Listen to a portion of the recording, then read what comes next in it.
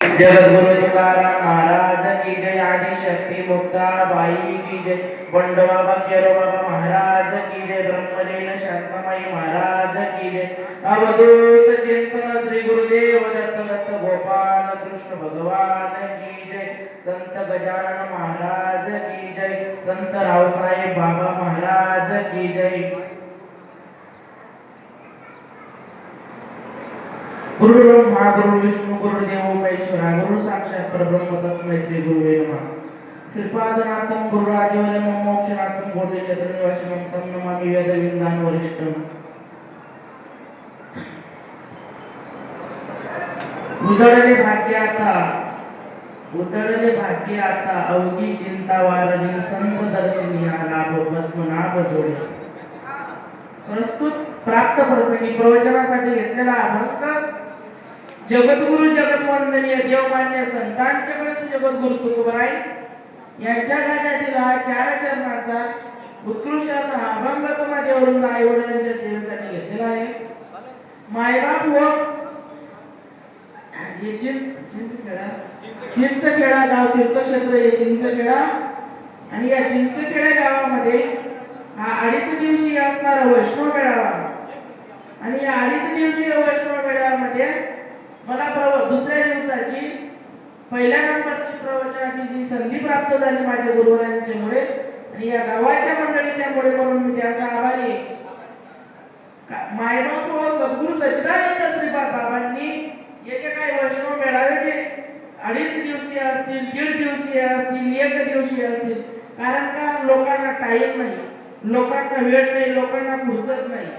कारण का 7 दिवस टाइमपास न जावा लोकांचा म्हणून जे 7 दिवसाचं कार्य आहे ते 2.5 दिवसामध्ये व्हावं आणि कारण का लोकांचा टाइमपास घेणं हे माझ्या साधूंना कधीच आलं नाही। कारण का आजकाल काय चाललंय 7 दिवसाचे सगळे लोक सप्ताह करतात आणि कीर्तन करतात पण त्याच्यातून तुम्हाला काय कळतं?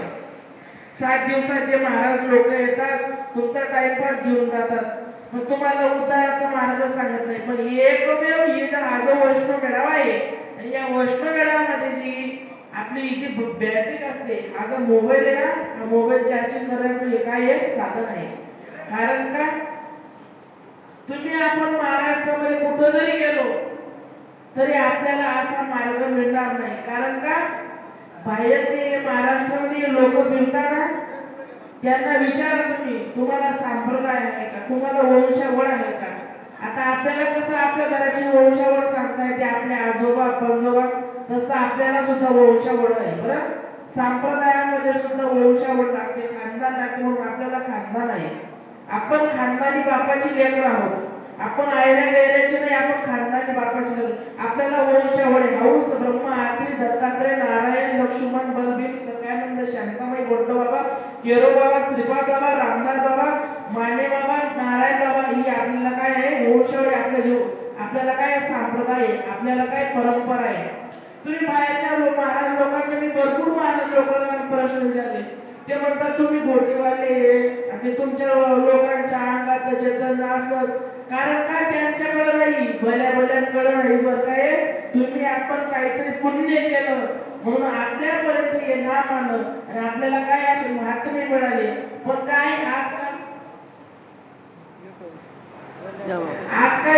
आजकाल काय चाललं कारण जो तो श्रीपाद बाबा असं कारण का जो तो श्रीपाद बाबा सांगतात बाबांना पायी गेले बाबांना फाटकं धोतर घातलं बाबांना कुणा समोरच 5 रुपये मागितले नाही।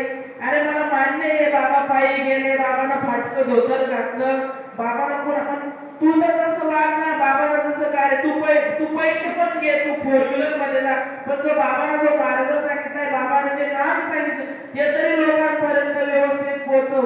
पण काय आजकाल सगळेच बाबा सांगतात आणि बाबाच्या नावाखाली त्यांचाच मांडव भरतात आणि असं करू नका। एक दिवस धर्मावर गाणे आल्याशिवाय राहणार नाही। कारण का आजकाल आपले लोकांना सद्गुरू सच्चिदानंद श्रीपाद बाबांचं नाव घेण्याची काय लाज वाटते मी असं सांगतो कारण त्यांना कीर्तन भेटत नाही त्यांना पॅकेट भेटत नाही। अरे या जुन्या मंडळीने जे उद्योग केले ना ते उद्योग करा जरा। आजकालचे कीर्तनकार आहे ना मोठ्या महाराज लोकांना जाऊन प्रश्न विचारत नाही अरे सद्गुरू सच्चिदानंद श्रीपाद बाबा असतील, बाबांबरोबर ही जी जुनी मंडळी होती ना, आमचे आप्पा होते, आमचे आप्पा आता इथं आहे. आप्पाने मला सांगितलं भाऊ तिथं जाय आणि प्रवचन कर. आप्पा होते, कोळी काका होते, गायकवाड ताई होत्या, गायकवाड काका होते, जाधव बाबा होते, इंगळे बाबा होते, गिरीजे आप्पा होते. ही जी जुनी मंडळी ना, यांनी चांगल्या चांगल्याच्या बैठकीमध्ये बसून त्या लोकांना प्रश्न विचारले. अरे आळंदीमध्ये ज्यांनी ज्ञानेश्वरीचं लिखाण करावं तिथं जाऊन यांनी प्रश्न विचारावे. आणि तुम्ही आपण काय, आपल्याला फक्त 2 पैसे कसे मिळतील, आपल्याला कार्यक्रम कसा मिळेल, आपण फक्त हेच पाहतोय. पण असं करू नका की आपला बापाचं कार्य कसं चालेल पुढे, हा जो वारसा आहे हा कसा चालेल. कारण का आज साधक कमी होत आहे, साधक वाढत नाही तर साधक. कारण का पूर्वीच्या टायमाला का साधक वाढत होते, कारण तेवढी पावर होती त्या अधिकारी लोकांमध्ये, तेवढं ते पटवून देत होते. पण आजकाल तसं नाही. कारण का आजकाल काय चाललंय, आपले लोक हातामध्ये माळा घालून घेतात. आणि मला तर असं पाहिलं मी आता 2-3 ठिकाणी, तर रामदास बाबांचे सुद्धा काही लोक फोटो घेत नाही. कशाला हो? रामाच्या काळामध्ये रामाने कधी लक्ष्मणाला एकटं सोडलं होतं का? अरे बाबांना महाराष्ट्रावर रामदास बाबांना घेऊन फिराले. काही लोक रामदास बाबांना मानत नाही, असं कशाला करतात? अरे तुम्ही आरतीत म्हणतात ना श्रीपादाचे साथ करुणी इंद्रागिरी, मग कशाला त्या महात्म्याचा तुम्ही विरोध करता? नाही नाही नाही, रामदास बाबा आमच्या नंतर ते म्हणजे असे म्हणतात काही लोक. रामदास बाबा ज्या टायमाला कृष्णाला सुदामाला सोडले नाही, बलरामाला सोडले नाही, मग तुम्ही कशाला रामदास बाबांना दूर करता? अरे जेवढा माझ्या सद्गुरू सच्चिदानंद श्रीपाद बाबा म्हणायचे, भाऊ मला जर रामदास बाबा मिळाले नसते तर माझे एकट्याकडनं हे कार्य झालंच नसतं. अरे या संप्रदायावर रामदास बाबांचे सुद्धा तेवढे उपकार आहेत बरं. रामदास बाबांना विसरून कसं चालेल? पण काही लोक रामदास बाबांचे फोटो मालिकेमधून सुद्धा काढून टाकतात. असं कशाला करतात? अरे सद्गुरू सच्चिदानंद श्रीपाद बाबा सांगत होते की भाऊ बाबांनी मला आधार दिला, नाही तर माझ्याकडनं काय एकट्याने हे कार्य. बाबा ही गोष्ट सांगत होते, तुम्ही आपण का नाही मान्य करत? आणि आपल्याला बाहेर कार्यक्रम मिळावं म्हणून आपण बाबांचं नाव घेत नाही, असं करू नका. अरे आपण ठासून सांगितलं पाहिजे मी श्रीपाद बाबांचा आहे. कारण का श्रीपाद बाबा जरी नाव नुसतं काढलं ना तरी या बाहेरच्या महाराज लोकांना ना घाम फुटतो. कारण का एवढी पावर आहे. आणि तुम्ही आपण भाग्यवान आहोत, कारण का आपल्याला संप्रदाय आहे.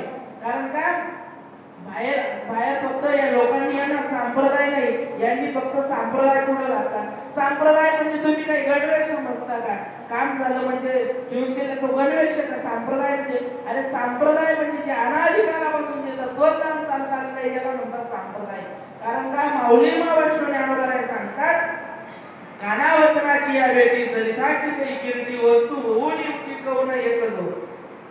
आता काना वचनाची या बेटी माऊली महावैष्णव ज्ञानोबराय अजून एक ओळीमध्ये सांगतात, एक ज्ञानहृदयी प्रतिष्ठे मग बघा शांतीचा अंकुर फुटे विस्तार बहु प्रगटे आत्मबोधाचा.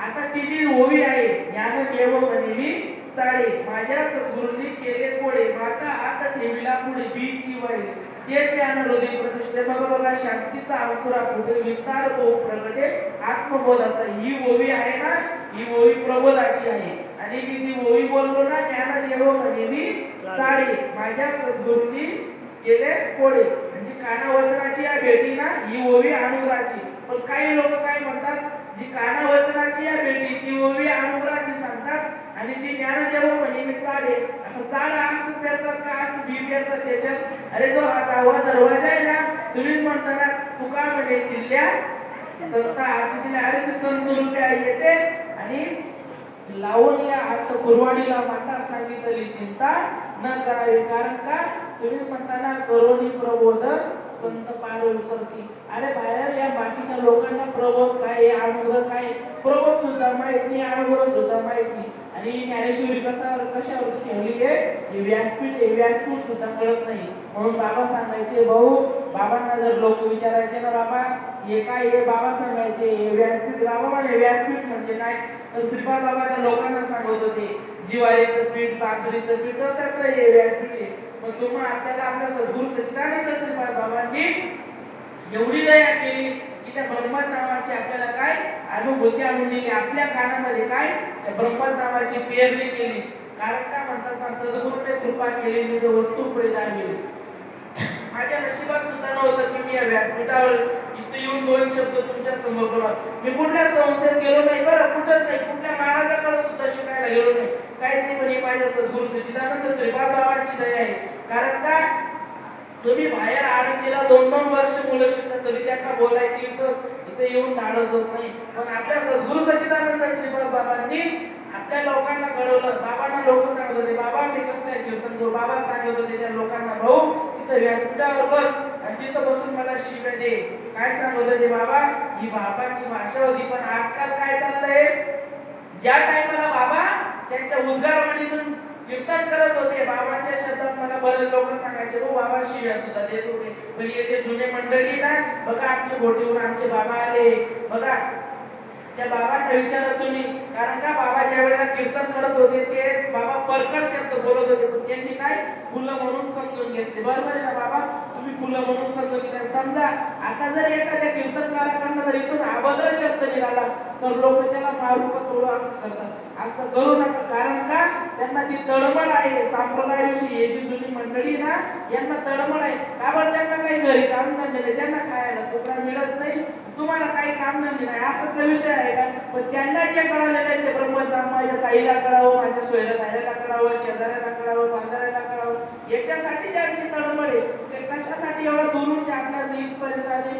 कारण का की जेणेकरून हा जो मार्ग आहे ना, हा घरापर्यंत, कारण का बऱ्यापैकी सापडलेला नाही. पण एखाद्या आळाने बाईला जिनं कधी आंघोळ केली नाही तिला सुद्धा, अरे फुल दारू पिलेले माणसं होते त्यांना सुद्धा बाबांनी अनुग्रह दिला. आणि ते दारू पिलेले माणसं सुद्धा आज या व्यासपीठावरून कार्यक्रम करता. एवढी ताकद आहे त्या नामामध्ये आणि एवढी ताकद आहे माझ्या सद्गुरू सच्चिदानंद श्रीपाद बाबांमध्ये. आणि तुम्हाला सांगतो मायबाप, असं कधीच म्हणत नका की श्रीपाद बाबा असं म्हणत होते.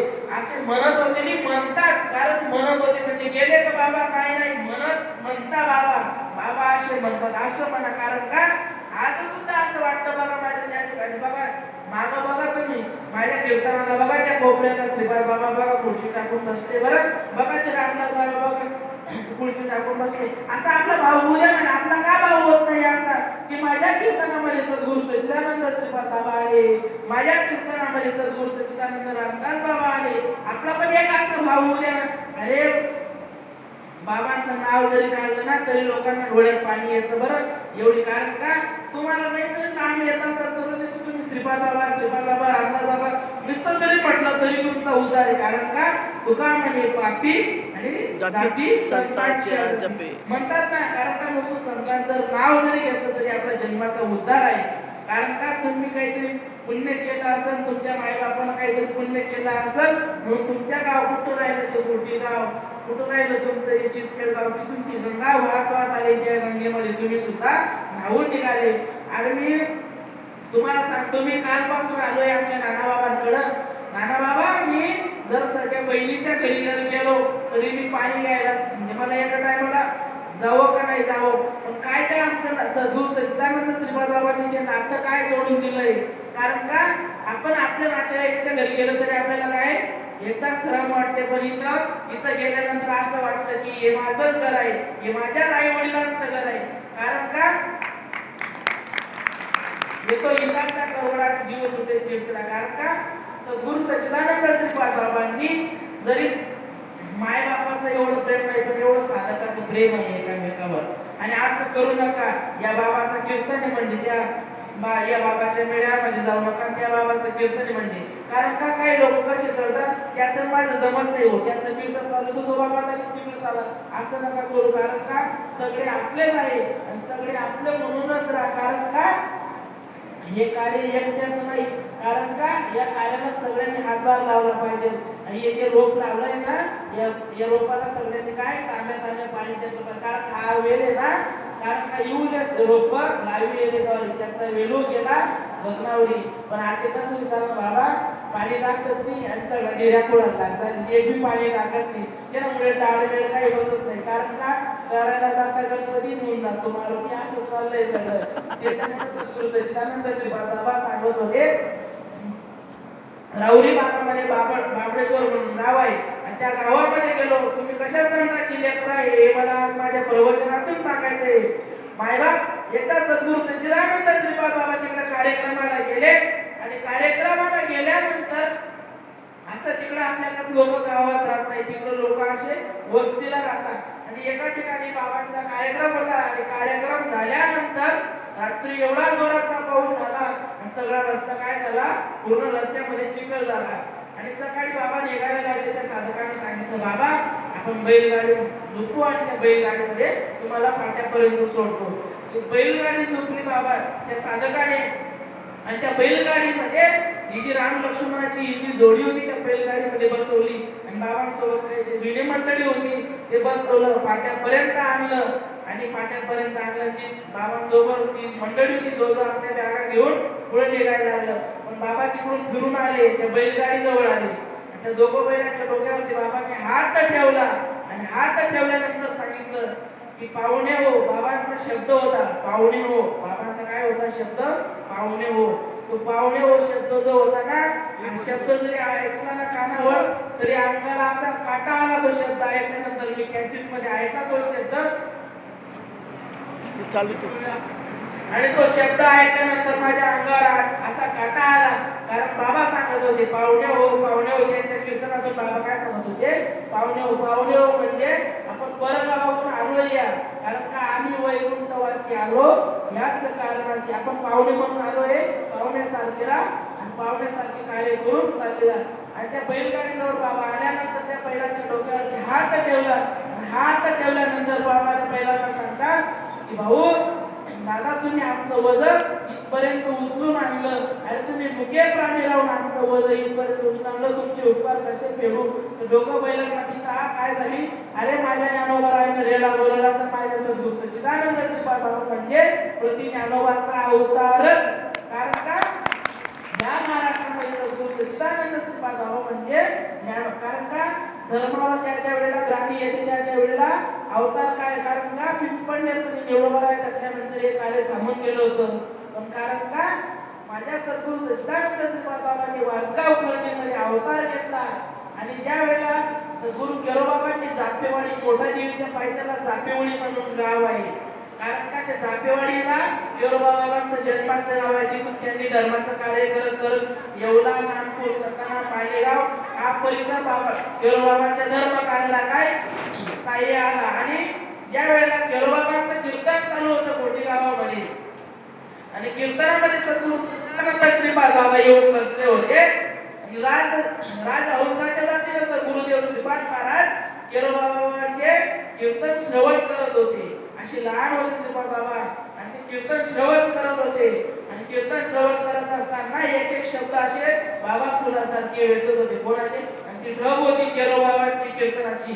असा कसा तुमचा देव येतो घेतो बकऱ्याचा जीव, असा कसा तुमचा देव मी तो पुजता ती बावन.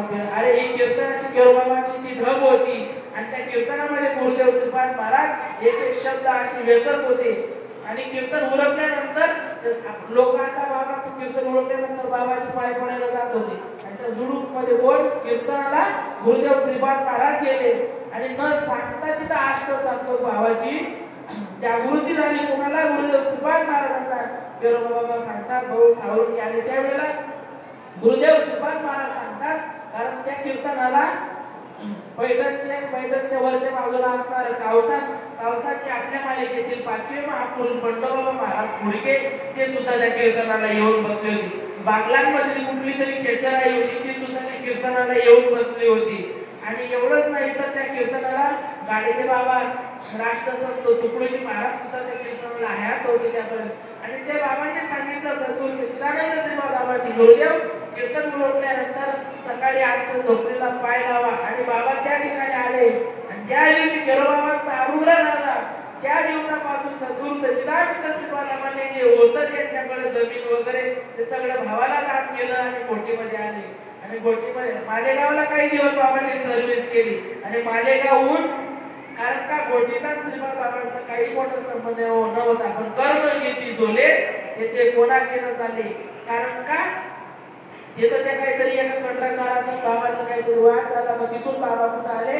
घोटीला. घोटीपासून हा धर्म कार्याला बाबांनी राहुरीमध्ये बिराडे आप्पांच्या मार्फत बाबा राहुरीमध्ये गेले आणि मग ही दोन्ही मंडळी होती त्यांनी ते राहुरी कृषी विद्यापीठापासून आपल्या खानदेशामध्ये ही आप्पांनी आपल्या खानदेशामध्ये तिची गंगा आणली आणि ती गंगामध्ये हा जो पूर्ण खानदेश आहे ना हा सद्गुरू सच्चिदानंद श्रीपाद बाबांनी घडवून दिला. कारण का आणि सद्गुरू सच्चे बातमी गेल्यानंतरच बातम्यांची किंमत कळते. कारण का सद्गुरू सच्चिदानंद श्रीपाद बाबा हयात होते, बाबाचे शब्द सांगत होते, त्यावेळेला ते लोकांना विनोद वाटत होते आणि बाबा गेल्यानंतर ते शब्दांची आठवण येते. कारण का बाबा सांगत होते, बाबा जर कोणाच्या घरी अनुग्रह द्यायला गेले ना तर बाबा त्या ताईला ताई म्हणत होते आणि त्या बाबाला जर कोणाच्या घरी असे बाबांचा ताई आणि दाजी हा शब्द होता.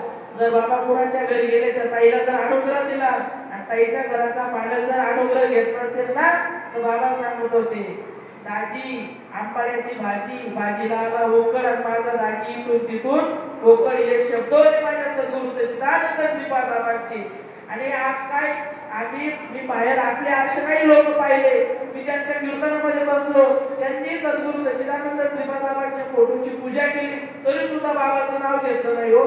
म्हणजे एवढे आपण कारण का त्यांना माहिती ना सद्गुरू सच्चिदानंद श्रीपाद बाबांचं नाव घेतलं म्हणजे थोडं पैसे कमी भेटतील याच्यासाठी दे. पण असं करू नका. कारण का जर आपल्याला पैसे नाही जरी दिले पण काय माझ्या बाबाचं कार्य कसं चालेल आणि हा वारसा कसा पुढे चालेल. आणि गायकवाड काकाचा तुम्हाला मी पिंडदानाचा विषय सांगतो. हे जे दोन्ही मंडळी गेले होते ना काका माहिती तुम्हाला गायकवाड त्यांचे घरचे मिस्टर बातमी गेल्यानंतर सुद्धा त्यांना ते पिंडाला कावळा शिवत नव्हता. कारण का मी गेल्यानंतर हे कार्य कसं चालेल आणि ते कार्य केल्यानंतर सद्गुरू एका पिंडाला प्रत्येक जण जात होतो. आप्पा सुद्धा होते त्या ठिकाणी, ही जे काही दोन्ही मंडळी होती हे सगळे होते. प्रत्येक जण म्हणत होते काका आमच्याकडून काही चुकलं असेल आम्हाला माफ करा. आणि ज्या वेळेला काकांचा मुलगा बोलला की मी आईला घेऊन आता काकांना वाटत होतं की तर चालला जाईल पण आता ताईंना कोण फिरवेल या महाराष्ट्रावर. तर ज्या टायमाला ते पिऊदादांनी सांगितलं की मी फिरवेल आता ताईला तर त्या टायमाला कारण का कावळा शिवला त्या पिंडीला. कारण का ही माझ्या महात्म्यांना एवढी तडतड होती की माझ्या बापाचं कार्य पुढं कसं झालं. तसं आपल्या साधकांना सुद्धा एवढी तडतड पाहिजे की माझ्या सद्गुरू सच्चिदानंद श्रीपाद बाबांचं कार्य कसं चालेल, माझा हा सद्गुरू सच्चिदानंद श्रीपाद बाबांचा वारसा कसा चालेल, हे जे नाम आहे ते कसं घराघरापर्यंत पोहोचेल. कारण का म्हणतात ना आपल्या सद्गुरू सच्चिदानंद श्रीपाद बाबांनी सांगितलंय तुम्ही कुठं जर जाऊ नका. कारण तुमच्या जवळ जे साधन दिलंय ना ते साधन एवढं आहे. कारण का या नामाच्या जोरावर तुम्ही मोठे कीर्तनकार सुद्धा होऊ शकाल पण तुम्हाला त्या नामाची किंमत कळत नाही. एकही दिवस कुणी चिंतनाला बसत नाही. फक्त वैष्णव मेळाव्यापुरते चिंतन करू नका तर रोज चिंतनाला बसा. आणि माझा एकदा चिंतनावरचा बोलण्याचा विषय होता. मला 2-3 लोक विरोधाला गेले होते पण मी ते प्रत्येक ठिकाणी जर कार्यक्रम असला तो सांगतो. कारण का सगळे तमोगुणाचे नाही, सगळे तमोगुणाचे आहे का. एकाला जर तमोगुणाची अवस्था झाली एकाने टाळी वाजवली म्हणजे लगेच दुसऱ्याने टाळी वाजवली, एकाने केस सोडले म्हणजे लगेच दुसरा पण केस सोडतो. बाबांना कधी केस सोडले पाहिले होते का तुम्ही. असं करू नका. कारण का मला मान्य आहे ना मार्ग दिसायला विचित्र आहे, मार्ग कसा आहे दिसायला विचित्र आहे पण वरी फणसाला काटे आता अमृताची गोडी. आणि एकनाथ महाराज सुद्धा सांगतात असं जर झालं तर भगवंताची कृपा आहे तुमच्यावर. असं जर झालं तर नाहीतर तुमच्यावर देवाची कृपा होऊ शकत नाही. कारण का एका जनार्दनी 80 अष्ट सात्विक भाव उत्पन्न होतात देव कृपा करेल तरच तुमच्यावर देव कृपा करेल. बरं असं जर झालं तर आणि तुम्ही जीवाशिवाचं मिलन म्हणजे कोरखेड नाही बरं का. तो चित्त आणि चैतन्याचं मिलन म्हणजे एवढी सोपी गोष्ट समजू नका. लगेच अष्टसात्विक भाव होत नाही. मला मान्य आहे एका चिंतीचा विठ्ठल नाही आणि हाक मारल्या बरोबर भाव प्रगट होतात. कारण का जर मी तुम्हाला जर आता कोणाला इथं शिवी दिली तर 2 दिवसानंतर राग येईल का नाही तर लगेच राग येतो. पण मला मान्य आहे सगळे तमोगुणाचे नाही. कारण का मी एका ठिकाणी वैष्णव मेळाव्याला गेलो तर कुणाला हसू येत होतं, कुणाला रडू येत होतं, तर कोणी गळागळा रडत होतं. पण आता काय चाललंय एकाने उडी मारली की लगेच दुसरा पण सगळे तमोगुणाचे नाही. असं करू नका बरं. धर्मावर प्राणी येईल असं करू नका. कारण का काही बैसोनी करा एक चिंतन, बसल्या जागी चिंतन करावं. सद्गुरू सच्चिदानंद श्रीपाद बाबांचं नाव जरी काढलं, 80 वर्षाचा जरी म्हातारा असला तरी त्याच्या सुद्धा डोळ्याला काय पाणी येतं. एवढी सोपी गोष्ट नाही. कारण काय, श्रीपाद बाबा म्हणजे तुम्ही नसलं काही सर्वसामान्य माणूस समजू नका बरं.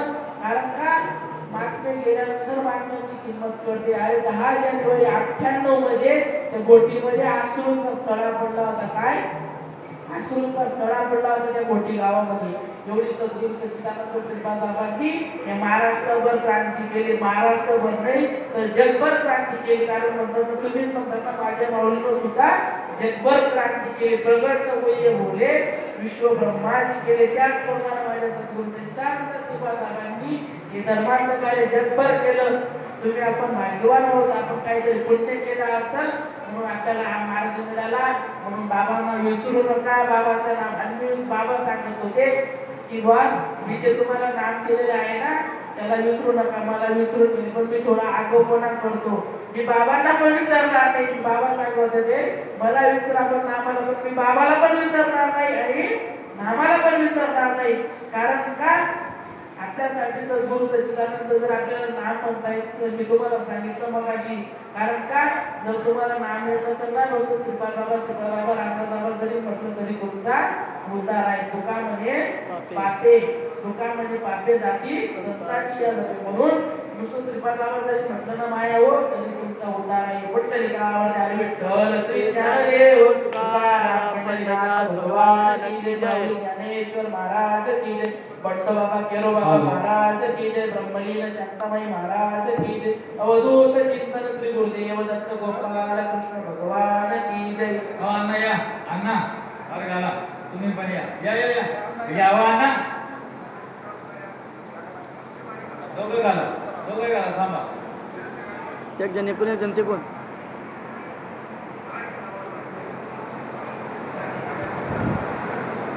कोणाच्या तोंडी कोणाच्या रूपे कोणाची वाचा, असा संतांचा महासंकेत आहे बघा.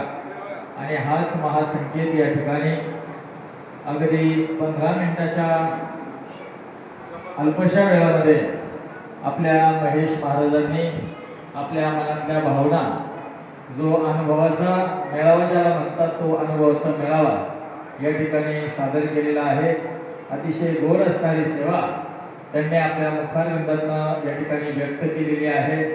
सद्गुरू सच्चिदानंद श्रीपाद बाबा त्यांचं कार्य आणि त्या कार्यावर चालल्यानंतर आपल्याला सद्गुरूंचा मिळणारा कृपा प्रसाद या सर्व गोष्टींचं विवेचन अगदी 15 मिनिटाच्या कालखंडामध्ये अतिशय गोड वाणीमध्ये, रसाळ वाणीमध्ये, उगवत्या वाणीमध्ये महेश महाराजांनी केलं. अनेकांना असं वाटत असेल हा मुलगा फक्त येत असेल, टाळ घेत असेल, विना घेत असेल, परंतु तसं नाहीये. संत सद्गुरू श्रीपाद बाबांचं जे तत्व आहे ते तत्व अगदी रोमारोमामध्ये रुजलेलं जे आहे ना ते रुजलेलं ते शब्दातनं व्यक्त या लेखरानं आपल्या केलेलं आहे. धन्यवाद परत एकदा महेश महाराज. असंच आपण दरवेळेस आमच्या या चिंचखेडा गावामध्ये येऊन आम्हाला उपकृत करावं. पुढच्या वर्षी वैष्णव मेळामध्ये आपलं विशेष असं प्रवचन 1.5 तासाचं राहणार आहे आणि आपण ते करणार याबद्दल ते मात्र शंका नाही. आणि वाटलंच तर कीर्तन सुद्धा करून घेऊ आपण. कीर्तन सुद्धा वाटलं तर कीर्तनाचं नियोजन किंवा प्रवचन दोन्हीतून एक सेवा मात्र तुम्हाला निश्चित असणार आहे. परत एकदा कोटी कोटी धन्यवाद. यानंतर आता लगेचच पालखी सोहळा इकडे